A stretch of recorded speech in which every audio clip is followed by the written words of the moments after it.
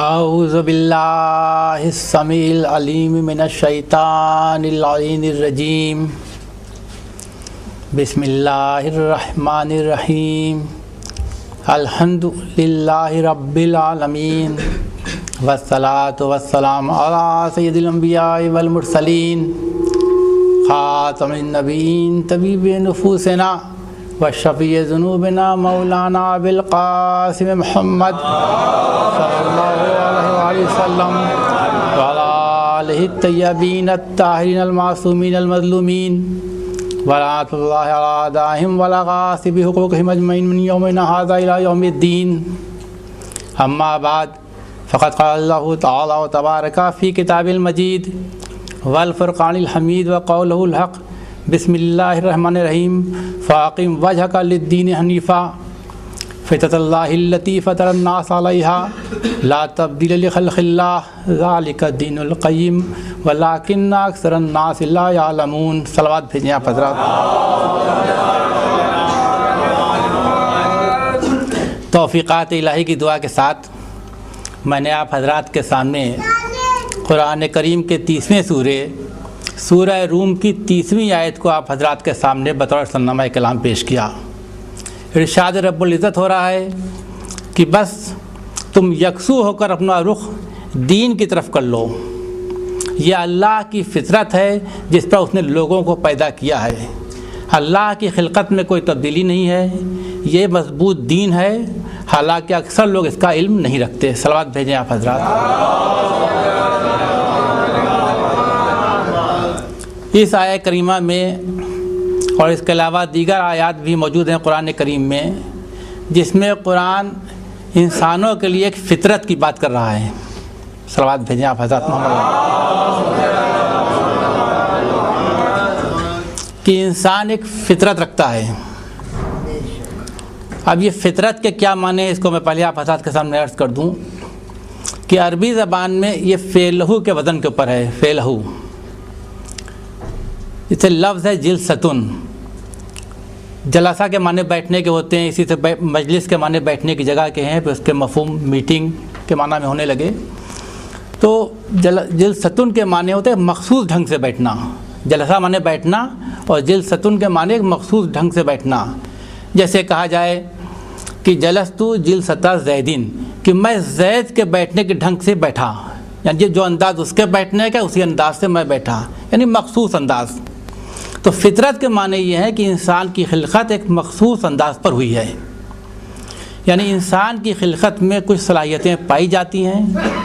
ان صلاحیتوں کو اگر صحیح طریقے ڈھنگ سے استعمال کیا جائے تو وہ اسی راہ پر ہوگا، اسی دین پر ہوگا جس پر کہ اللہ نے اس کو پیدا کیا ہے.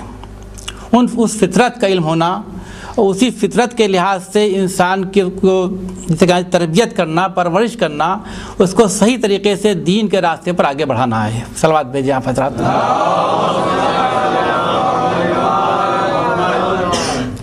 اب تربیت، اللہ کو ہم لوگ کہتے ہیں رب. تو ایک لفظ ہے تربیت کرنا یا پرورش کرنا، اور ایک ہے صنعت. دونوں کا اگر فرق واضح ہو جائے تو میں اپنی بات جو ہے انشاءاللہ صحیح طریقے پر آپ کے سامنے پیش کر سکوں گا. دیکھیے، ایک چیز ہوتی ہے صنعت، بنانا. تو وہ بنانا، جس چیز کو بنایا جاتا ہے، بنانے والے کے پیش نظر وہ چیز مقدم ہوتی ہے. مثال کے طور پر ایک کارپینٹر ہے، ایک بڑھئی ہے، وہ میز بنانے جا رہا ہے.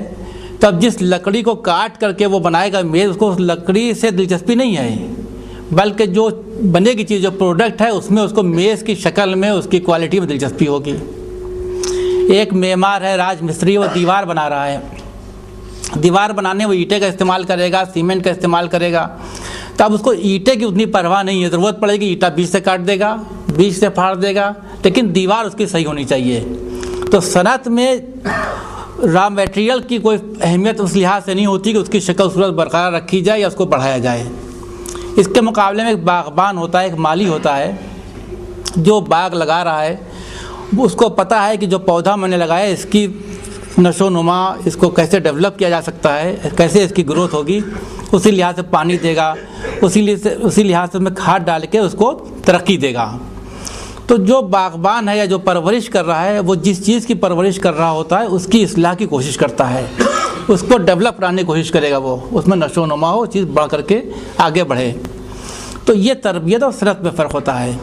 یہاں ہم لوگ فطرت کی بات کر رہے ہیں، تو جس طریقے سے باغبان کو اپنے پودے کے بارے میں معلوم ہونا چاہیے کہ اس کو کیسی فضا چاہیے، کیسی آب و ہوا چاہیے، کب اس کو پانی دیا جائے گا، کب اس کو کھاد دی جائے گی، اسی طریقے سے اگر انسان ایک مخصوص ڈھب پر پیدا کیا گیا ہے، مخصوص طریقے پر پیدا کیا گیا ہے، تو اگر اسی لحاظ سے ہم اس کو ڈیولپ کرنے کی کوشش کریں گے تو وہ ایک صحیح راہ پر ہوگا، اس میں ٹکراؤ نہیں ہوگا۔ قرآن یہ کہتا ہے کہ ہم نے انسان کو ایک مخصوص ڈھنگ پر پیدا کیا ہے، اور وہی مضبوط دین ہے، وہی دین ہے۔ تو اب انسان کے ساتھ کیا صلاحیتیں ہیں اور جو ہر جگہ پائی جاتی ہیں، تو ہم یہ پائیں گے کہ انسان میں جو صلاحیتیں ہیں ان صلاحیتوں کے لحاظ سے انسان میں ایک تلاش کا اور جستجو کا مادہ پایا جاتا ہے، تلاش کا جذبہ پایا جاتا ہے انسان میں، جستجو کا، کسی چیز کو ڈھونڈنے کا، کسی چیز کے بارے میں علم حاصل کرنے کا جذبہ انسان میں پایا جاتا ہے، اور یہی تلاش اور جستجو کا جذبہ ہے جو انسان کو اس جانب متوجہ کرتا ہے کہ وہ اس کائنات پر غور کرے اور اس کے خالق کی معرفت حاصل کرے، معرفت الہی کو حاصل کرے، یعنی خدا خواہی کا جذبہ۔ تو ہر ایک میں تلاش اور جستجو کا مادہ پایا جاتا ہے۔ صلوات بھیجیے آپ حضرات۔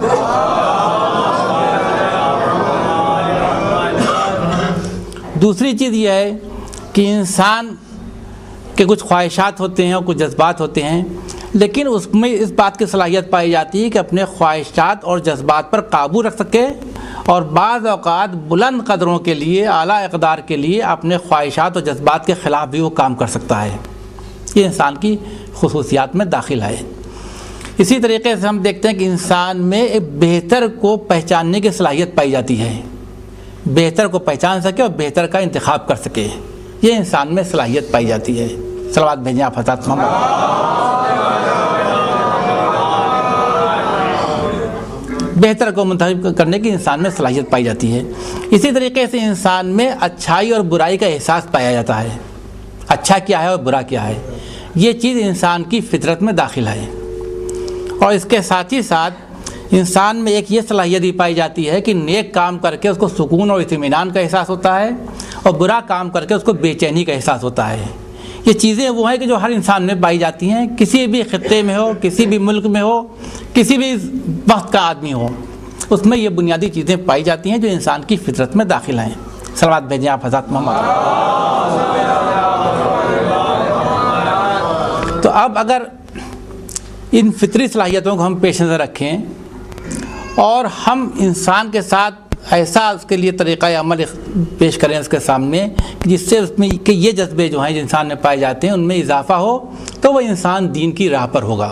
اس کو لوگ کسی نام سے جانتے ہیں، اس سے مطلب نہیں ہے، لیکن اس میں اگر تلاش اور جستجو کا مادہ ہے، اس میں حصول علم کی تڑپ ہے، اس میں اچھے و برے کی سمجھ پائی جاتی ہے، تو ایک صحیح راہ پر ہوگا۔ اس کو آپ کوئی بھی نام دیں، لیکن ہم کو قرآن اس کے اس راستے کو دین فطرت کے نام سے روشناس کراتا ہے کہ وہ انسان فطرت کی راہ پر ہوگا۔ صلوات بھیجیں آپ حضرات محمد۔